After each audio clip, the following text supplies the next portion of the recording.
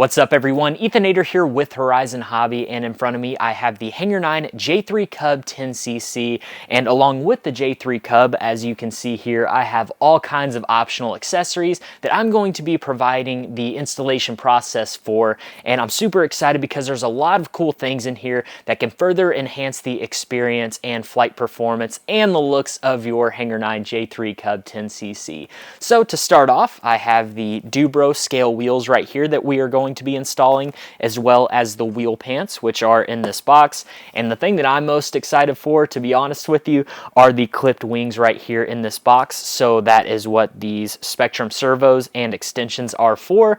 So we are going to be getting the clipped wings all set up and configured for the J3 Cub 10cc. And behind me over here, I have the optional floats. So there are all kinds of cool accessories that you can get for your J3 Cub. If you are curious about the installation of a specific accessory, in the video I will have different chapters for each accessory installation, and I will also have the links to all of these accessories in the description. So I'm super excited. Without further ado, let's go ahead and start installing all of these optional accessories for the Hangar J3 Cub 10cc.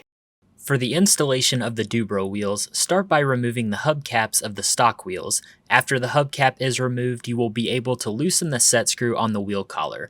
Remove the wheel collars and wheel from the axle. File a flat spot on the axle so that the set screw is flush with the collar when fully tightened so that it does not interfere with the wheel assembly. Trimming the axle to length of about 37 millimeters can also be done if desired. Shimming the axle with aluminum tape or thin wall tubing is also recommended. Slide the inner rim and the tire onto the axle, followed by the wheel collar. Tighten down the set screw without thread lock for now and install the outer rim. Use 3 of the screws provided with the Du-Bro wheels to attach the rims together with the collar in between them. Install the hubcaps with the screws provided and verify that the wheel spins freely. Once you are happy with the test fit, remove the hubcap and outer rim of the wheel. Reinstall the set screw into the wheel collar with thread lock and reassemble the wheel. Repeat this process for the other wheel and you have completed the Du-Bro wheel installation. Up next is the installation of the optional wheel pants. This method can be applied to both the stock and the Du-Bro wheels. Install the wheel pant bracket to the wheel pant using 2 M3 by 10mm button head screws and blue thread lock. Do not fully tighten down the bracket yet. This will be done later on during the installation. Slide the wheel pant onto the axle. Note that you may need to drill out the hole more on the wheel pant for the axle to fit through it. Next, you will want to slide one of the wheel collars onto the axle as shown here, but do not tighten the set screw down just yet. With a little finesse, insert the wheel into the wheel pant and then onto the axle. Now take another wheel collar and insert it onto the axle. At this point, you can fully tighten down the 2 M3 by 10mm button head screws for the wheel pant bracket.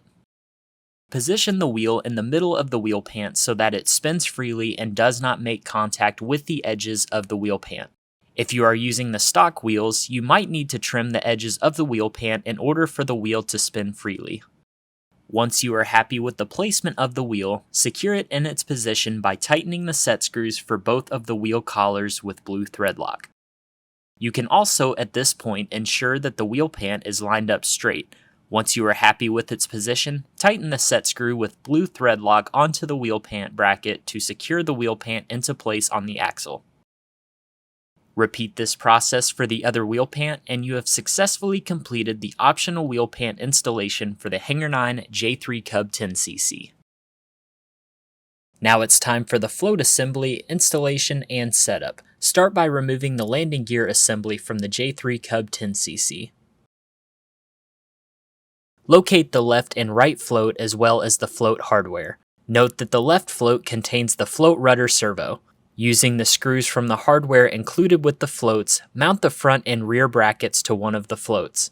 Note that the front bracket is located in the rearward position with one line of mounting holes exposed in the back, and the rear bracket is in the front position with one line of mounting holes exposed in the front.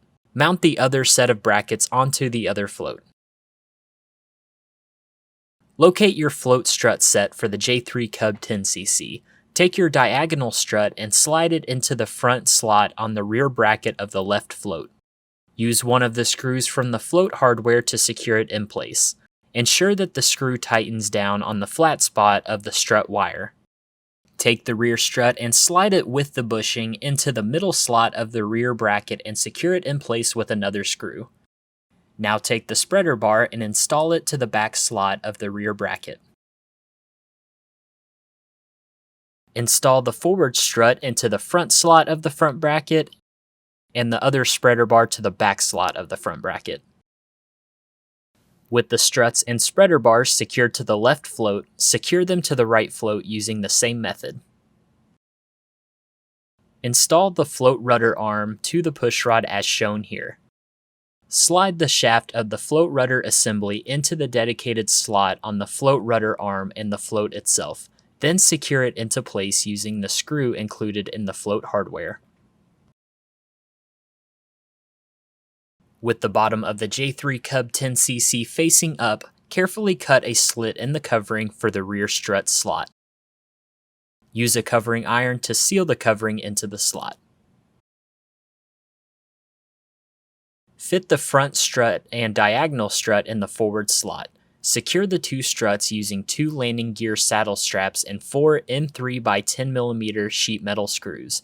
Note that the front strut and diagonal strut stack in the slot. Locate the 4 holes for the landing gear flat straps. Poke a hole in the covering for them and install the straps.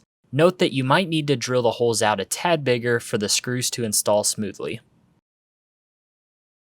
Now let's wire up the float rudder servo to the receiver. There's multiple ways to do this, but here's the way that I like the most. Secure the servo wire to the float as shown using waterproof tape or hot glue.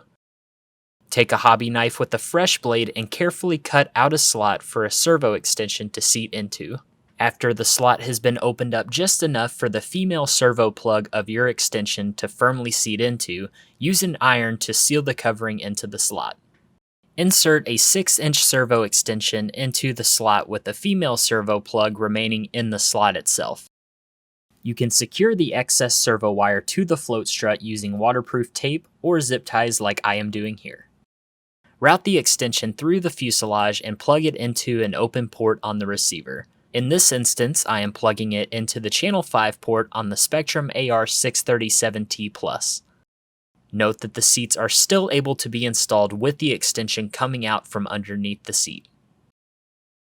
With the float servo plugged into the channel 5 port on the receiver, the last thing that we need to do is program that servo in the transmitter. And I'm going to show you a super easy way to do so. You can bypass the mixing essentially, and it makes it very easy for this setup.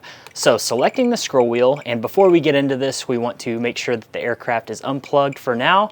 And once we have verified that, we can go to the system setup here, go down to channel assign, and going down to our channel 5, we can leave the output to gear.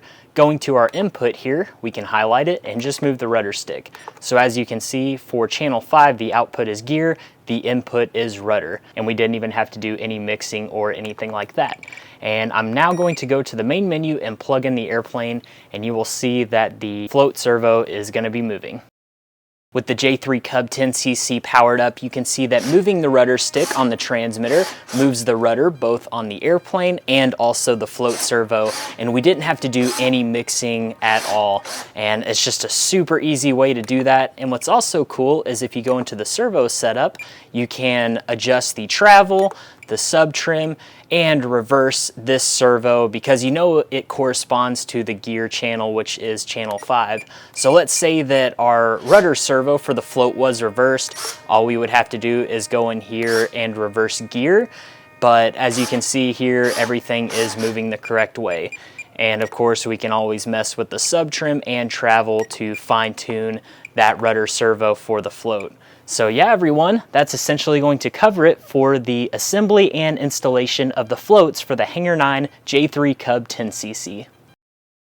And finally, we have the clipped wing installation, and as you can see here, they are in front of me, and I'm very excited because it's going to definitely enhance the aerobatic capabilities of the J3 Cub. And over here behind me, you can see that I have my servo of choice, the A6380s, so I'm going to be using those in these clipped wings here, and I'm going to be setting them up on my Spectrum NX7E Plus Black Edition. As you can see, I also have some extensions that we are going to need. These are the Spectrum 9-inch extensions. Over here is the hardware for the clipped wings. These are going to be included with the clipped wings along with the decal sheet, and you can also see we have those stripes that we can install on the tail to match the clipped wing look. So without further ado, let's go ahead and get the clipped wing installation going on the J3 Cub 10cc. When you first unbox your clipped wings, it's recommended that you use a covering iron to go over the covering and ensure that there are no wrinkles. It's also a good idea to work the aileron hinges a bit to loosen them up, which will result in less work for the servos. Start by removing the aileron servo cover from the wing. Using a servo tester or your transmitter, center your servos. You can also install the servo extensions at this time. Install the servo arm so that it is perpendicular to the servo. Remove any arms that will interfere with the operation of the servo. Use a 2mm drill bit to open up the holes on the servo mount. You can also install a drop of thin CA on each hole to harden up the surrounding wood. Mount the servo to the servo mount using the wood screws provided with the servo. Ensure that the orientation of the servo is correct and the output shaft is centered in the opening for the servo arm. Use a toothpick or hobby knife to puncture the servo cover for the mounting screws. Tie or tape the string located inside the wing to the end of the servo lead. Pull the string so that it guides the servo lead through the wing to the wing root. Secure the servo cover to the wing using 4 self-tapping screws provided in the hardware for the clipped wings. Attach 2 strut brackets to the bottom of the wing in their respective locations using 2 M3 by 12mm socket head cap screws per bracket. Add a drop of blue thread lock on each screw before tightening them. Be sure to not tighten the screws so much that the wing sheeting is compressed. Now locate the wing struts. There are 4 in total. Note that there are 2 shorter front struts and 2 longer rear struts. One set of wing struts consists of a front and rear strut. Ensure that the set of holes on the front strut are parallel to the set of holes on the rear strut. Secure a strut end fitting to each of the wing brackets using an M3 by 15mm socket head cap screw and an M3 lock nut. Thread the strut end fittings onto the front and rear wing struts so that the holes in each strut are a little past the holes in the wing as shown. Attach the jury strut to the main struts using 2 nylon straps and 4 M3 by 10mm button head screws. Ensure that the jury strut is still able to pivot and the ends seat into the holes in the wing. Thread another strut end fitting onto the other side of each wing strut. Now attach the wing to the J3 Cub 10cc. Slide the wing panel tight against the fuselage while guiding the aileron servo lead into it, and secure the wing using a 1/4-20 nylon wing bolt. Adjust the strut end fitting so that the hole in the strut end aligns with the hole in the mounting tab. Then insert a pin through the holes and secure it using a retaining clip. Repeat this process for the other strut end fitting. With the struts now attached, use needle nose pliers to tighten the nuts against the strut end fittings to keep them from vibrating loose. Be sure to use blue thread lock when tightening the nuts. You can repeat this entire assembly process for the other wing and install it onto the J3 Cub 10cc. At this point, you can power on the J3 Cub 10cc and connect it to your transmitter in order to subtrim the aileron servos. Take the aileron linkage and attach the clevis to the middle or outer hole on the aileron control horn. Line up the linkage with the servo arm while the servo is centered and the aileron is flush with the wing. Cut approximately 6mm past where the linkage meets the outer hole of the servo arm. Make a 90-degree bend in the wire approximately where it met the outer hole of the aileron servo arm. Insert the wire through the outer hole of the servo arm. You might need to carefully open up the hole in the servo arm for the wire to fit through. Slide the nylon retainer onto the wire and snap it into place. Adjust the clevis as necessary to mechanically center the aileron. Once the aileron is centered, slide the silicone retainer over the forks of the clevis and tighten the nut against the clevis with blue thread lock. Repeat this process for the other aileron servo. Now that your aileron linkages are hooked up and centered, use the servo travel adjustment in your transmitter to achieve your desired throw for the ailerons. A good starting point is 30 millimeters up and 25 millimeters down. And with the clipped wings all set up on the Hangar 9 J3 Cub 10cc, that's going to wrap it up for our optional parts installation video. As you can see, there's all kinds of cool ways to upgrade your Hangar 9 J3 Cub 10cc. Thank you all so much for watching. Hopefully this video helped you, and happy flying.